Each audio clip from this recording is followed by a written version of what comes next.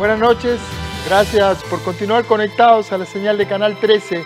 Estamos en vivo 8 y 5 de la noche, soy Ernesto Rivera. La radio es una de las grandes maravillas del siglo XX, uno de esos espacios mediáticos que han sido capaces de reinventarse y de sobrevivir a todos los cambios tecnológicos y culturales. La radio sobrevivió a la tele, a la internet y creo que como medio va a seguir viva mucho tiempo. Una de las claves de esa magia proviene del poder que tienen juntos los sonidos, la palabra y las historias. Audiotopía es un espacio sonoro, una expedición sonora que precisamente se propone unir bajo un mismo techo todos estos elementos, la música, la palabra y sobre todo las historias. Audiotopía está cumpliendo 5 años de estar al aire en esta casa de Radio Nacional y esta noche invité a su creador, Randall Zúñiga, para conversar sobre este aniversario, también sobre radio, sobre música, porque como decía Gabriel García Márquez, tan divertido como escuchar música es hablar de música. Buenas noches, Randall. Buenas noches, Ernesto. Un gusto estar nuevamente por acá y en esta sobremesa, con todo lo que mencionaste, yo creo que podríamos pasar horas. Condensémoslo de alguna manera. Sí. Primero que nada, felicidades por estos 5 años de Audiotopía. Qué maravilla que hayas podido sostener este proyecto a través del tiempo, ¿verdad? Realmente es, primero que nada, un honor. Y yo creo que no es tanto la persistencia mía, sino saber que debajo de cada, mueves una piedra y debajo salen 20 artistas nuevos. Entonces, constantemente están apareciendo artistas que descubrir y pues bueno, yo me pongo la mochila y me adentro en esa expedición sonora precisamente para conocerlos yo como programador de la radio y que la gente conozca esto, que es de una vastedad enorme y que desgraciadamente en la mayoría de los medios de comunicación de nuestro país tienen poco espacio. Totalmente. Por eso me parece fantástico que el programa haya logrado perdurar 5 años. ¿Cómo definirías el concepto de Audiotopía? Porque no es una ocurrencia, hay una idea, hay un concepto detrás de esto. Sí, el nombre surgió peloteando entre algunas ideas. Me lo encontré en un libro que estaba leyendo en aquel momento de un autor estadounidense que se llama Josh Kuhn, que nos habla de un espacio extraterritorial, un espacio en donde muchas cosas convergen, aunque pensamos que no lo hacen. Y yo creo que ahí está la clave, porque estamos viviendo en una sociedad en donde tenemos la gran tradición del folclore y de grandes autores y autoras en conjunto y al mismo tiempo de gente que está haciendo cosas maravillosas, de unas sonoridades y una riqueza muy novedosa. Y todo eso confluye en un momento histórico preciso y se influencian a sí mismos. Y parte de lo que sé que vamos a escuchar más adelante muestra todas esas influencias que están en la música que están haciendo los autores y las autoras costarricenses. Es lindísimo el concepto porque alude a una promiscuidad lindísima. Cuando las artes son promiscuas, se mezclan, se entrelazan, nace más riqueza. No es que se degradan, todo lo contrario. Y la idea de poder explorar a partir de esa premisa que tiraste desde el arranque, que es la curiosidad del oyente, del periodista, del público. Sí, y es que no solamente es música, y yo creo que eso es quizás de lo más interesante, porque perfectamente no te guste el género musical del que estemos hablando y de lo que estemos escuchando ese día, pero hay una historia ahí detrás. Y la historia de esa persona probablemente te enganche más que su música, o al revés, pero encontrás que vamos en 2 líneas tirando, en una conversación en donde muchas veces los elementos cotidianos más sencillos son la clave, a fin de cuentas, de por qué de repente nos interesa esa música en particular, o por qué de repente decimos, ¿cómo es que yo no había escuchado esto antes? Totalmente. Hay una cosa, yo soy un amante de la buena radio. La radio tiene otro, va por otro camino que el resto de los medios. A mí me encanta escuchar radio, me encantó, hice radio muchos años, pero hay un énfasis en Audiotopía, en tu trabajo, que es distinto al rol tradicional de pasar música o de entrevistar a músicos. Yo noto, y corregime a ver si te leo bien, hay un cierto esfuerzo de hacer una antropología musical, ¿verdad? Como de ver una conducta ahí. Sí, puede sonar muy grandilocuente, sí, pero si uno se pone a revisar, de repente sí, implícito está eso. Incluso muchos de los artistas con los que converso terminan respondiendo a cosas que parece que ni siquiera sabían, que ni siquiera atisbaban el momento en que sus papás escuchaban determinado tipo de música, un abuelo que resultó que era guitarrista, había una guitarra por ahí, y terminan encontrándose, diría yo, que con sus propias raíces a partir de una conversación, porque son cosas que usualmente no se conversan.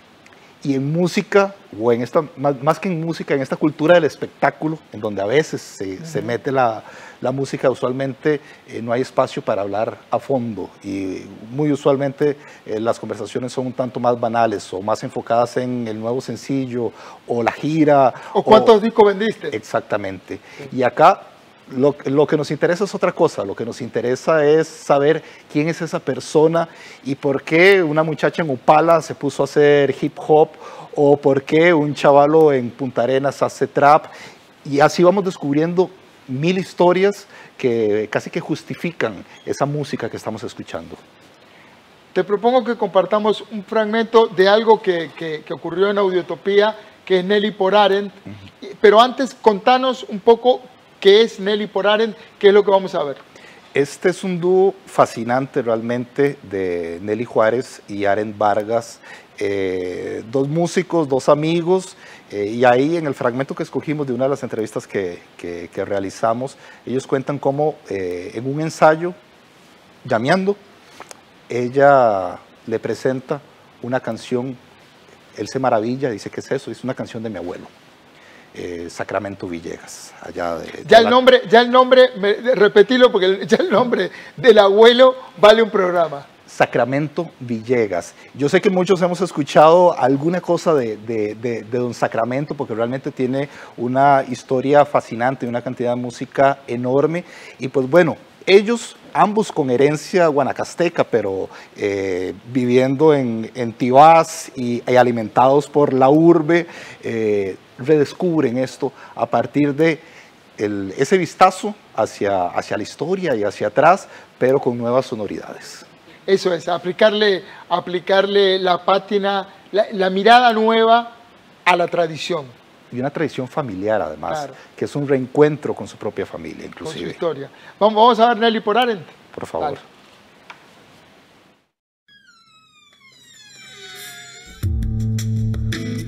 No sé si cuando empezaron el proyecto eran tan conscientes de que esto que estaban haciendo en buena medida es como la música que está realmente en el aire, y que ustedes lograron condensar eso en estas canciones. Bueno, realmente el proyecto empezó por culpa de eso, porque bueno, hubo una época donde Nelly y yo nos juntábamos a estudiar y a tocar y a hablar paja, y en algún momento, no sé por qué, Nelly me enseñó una canción. Y yo, ¿qué es eso? ¿Qué es eso tan bonito? Y no, y una canción de mi abuelo. Y yo, ¿cómo? ¿Que usted tiene un abuelo? Y a partir de ahí empezó de una investigación de parte de los dos, de que ya hemos ido varias veces a Guanacaste, hasta, ¿te acuerdas la vez que nos reunimos con tus papás? Sí. Ahí en la sala y nos contaron un montón de historias, mientras el papá de Nelly, que también toca guitarra bellísimo y canta, es súper bonito. Él, entre cada historia nos tocaba una canción y se iba por allá por un libro, y se iba por allá por una grabación y nos la enseñaba, y bueno, así hemos descubierto un montón de cosas. Sí, yo pienso que este proceso, no sé, refleja la historia de la humanidad para mí, porque nada existe en su estado puro. ¿verdad? Entonces yo no te puedo decir que yo te traigo, mi raíz es guanacasteca y entonces le traigo a Guanacaste en las canciones que hacemos, ¿verdad? Obviamente hay un montón de otros factores que influyen a que queramos hacer una versión diferente. Para empezar, que yo haya nacido ya en San José, ¿verdad? Que mis papás sí son de Guanacaste, pero yo ya haber nacido aquí. Entonces, aunque esa raíz está muy arraigada, ¿verdad? Por decirlo así, ya yo soy... También tengo esta otra vida urbana, por así decirlo. Entonces es muy interesante ver cómo esto influye en la manera de hacer música, de verdad, de nosotros dos.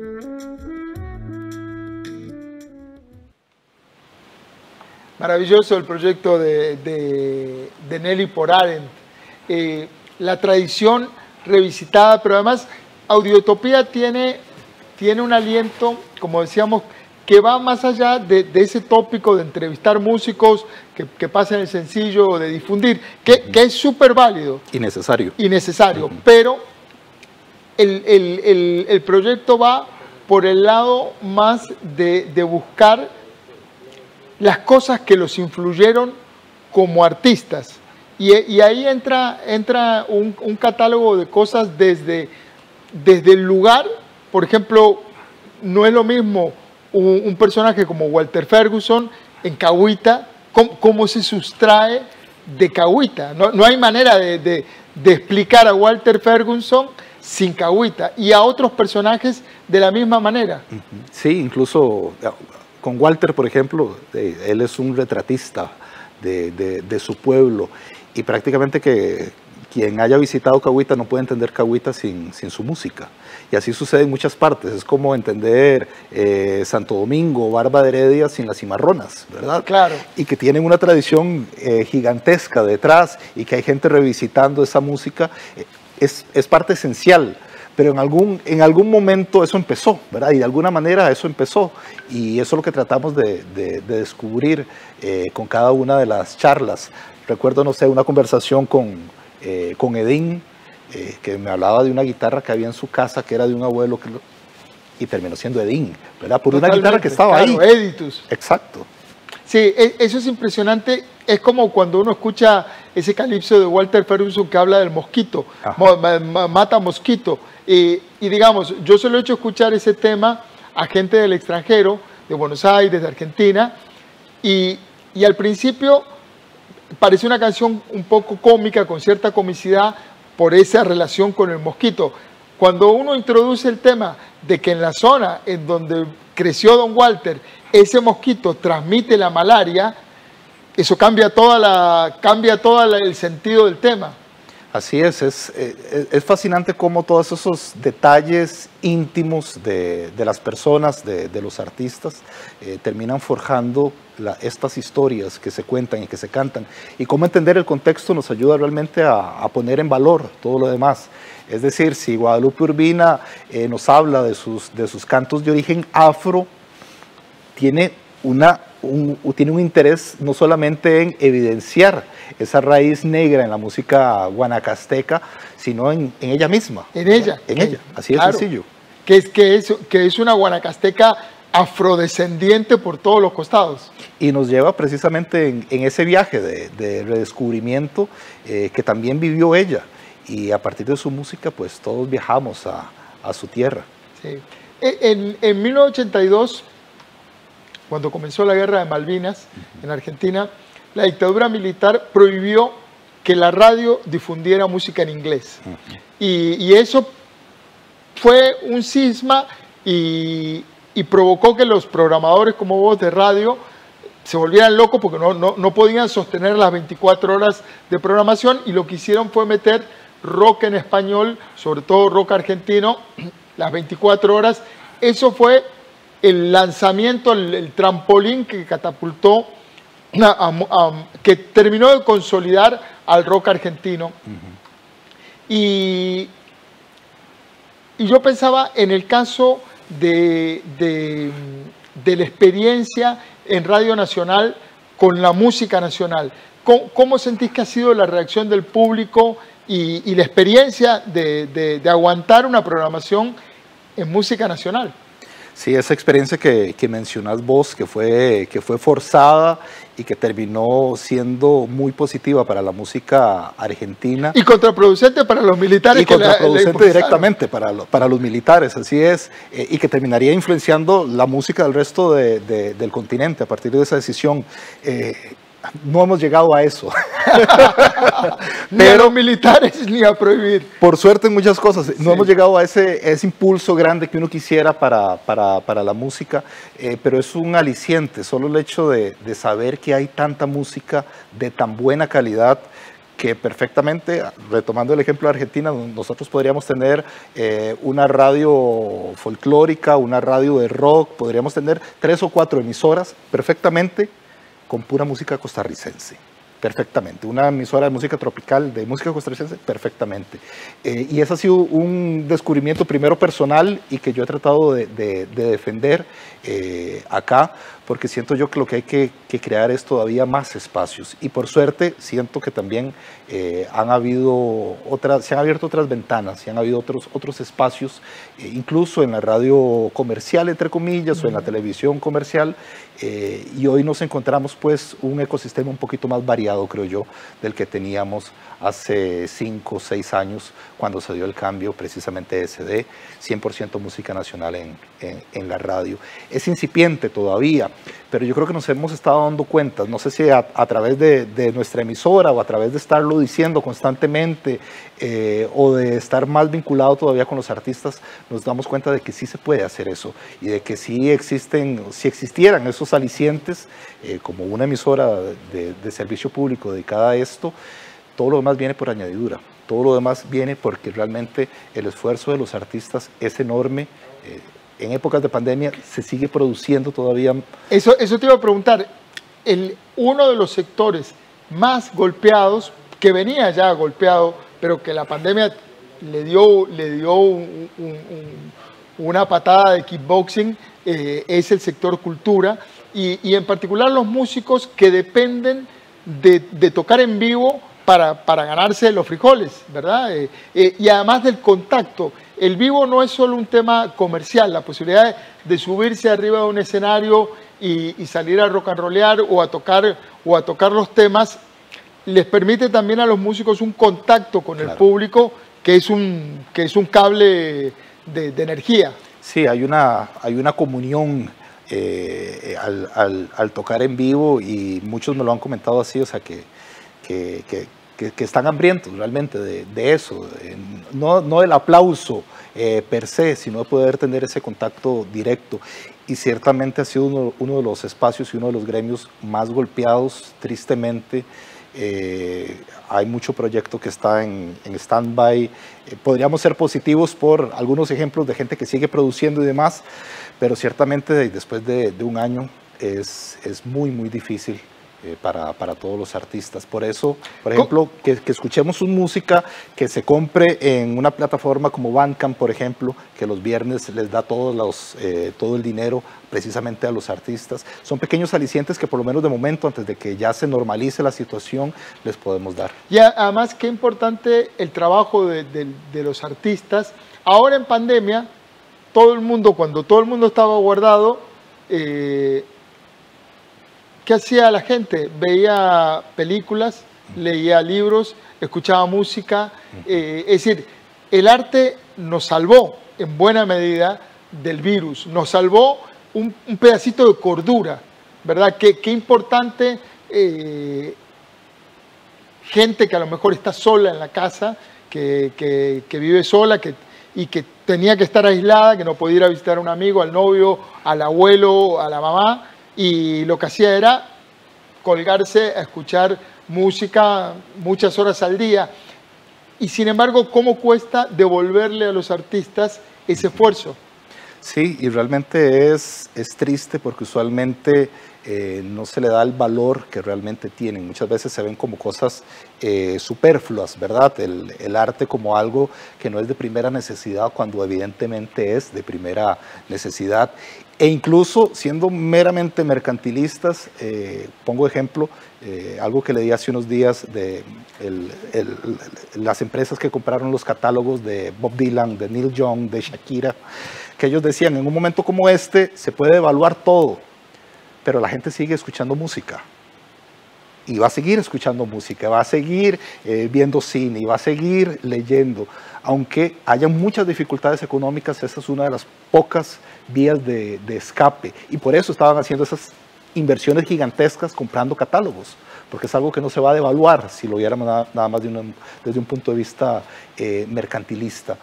Y así es algo que nos salva todos los días y que yo sé que igualmente salva a los artistas, el hecho de poder hacer, de poder liberar toda esa creación, y tenemos que buscar maneras para retribuirles todo lo que nos dan todos los días.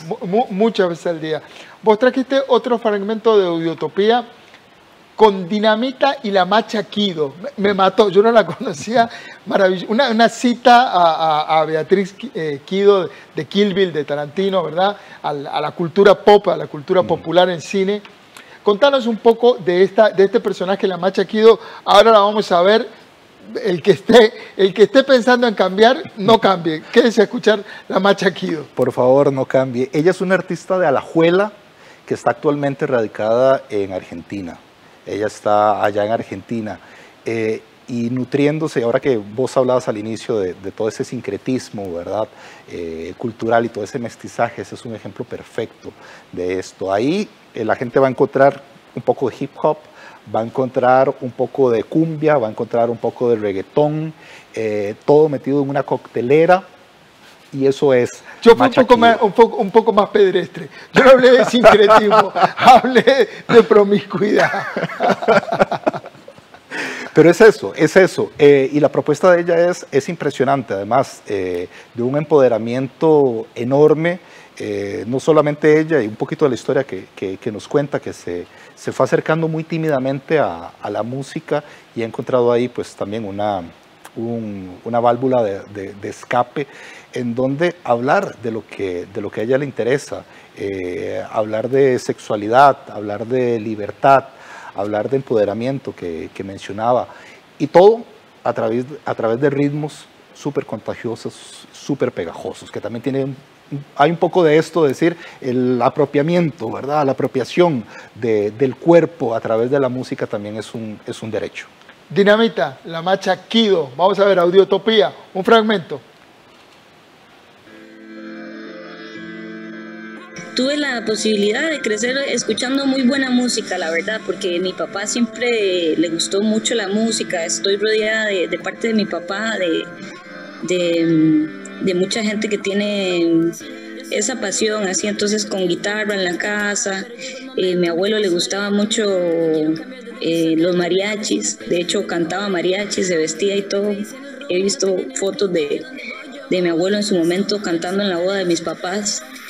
Y después mi mamá también con toda la cosa más salsera ahí haciendo el oficio y poniendo los frijoles en la olla a presión.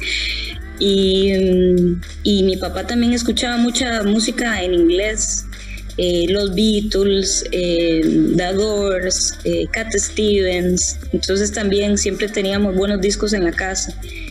Y mi primer regalo así de 15 que pedí fue un equipo de sonido para tener en mi cuarto. Entonces siempre disfruté mucho la música y como desde un lugar como muy natural. No sé si a usted le pasó lo mismo, de levantarse en la casa y que uno se levantara con el radio a todo volumen, así como Pero sí, también me encantaba pegar gritos y jugábamos con mis primas a ver cuando uno iba pasando la música en la radio, de quién se la sabía y se tenía que subir a una sillita y en la que se subía en la silla cantaba. Entonces sí, digamos, yo siempre disfrutaba y yo no sé si le pasaba a todo el mundo, pero cuando uno está chiquillo y genuinamente como que disfruta desde otro lugar, ¿no? La Macha Kido, un personaje lindísimo que rescata justamente Audiotopía. Randall, muchísimas gracias por la visita, por otros 5 años de Audiotopía y qué gusto que haya gente como vos que se está preocupando por la cultura y por buscar una manera de desempolvar la cultura de esa mirada a veces un poco acartonada y poner a los artistas en contacto con el público. Ernesto, muchísimas gracias. Siempre es un gusto enorme conversar con vos. Estos sobremesas son maravillosos. Ojalá que se repita más seguido. Ojalá la próxima con un cafecito por lo menos y conversamos un poquito más de música y le traemos también más música costarricense a la gente. Claro que sí. Que se sume a esta expedición sonora de Audiotopía. Totalmente. Audiotopía, 5º aniversario. Randall Zúñiga. Muchas gracias. Gracias, Ernesto. Gracias a ustedes por seguirnos, por estar ahí, por informarse con la señal de Canal 13.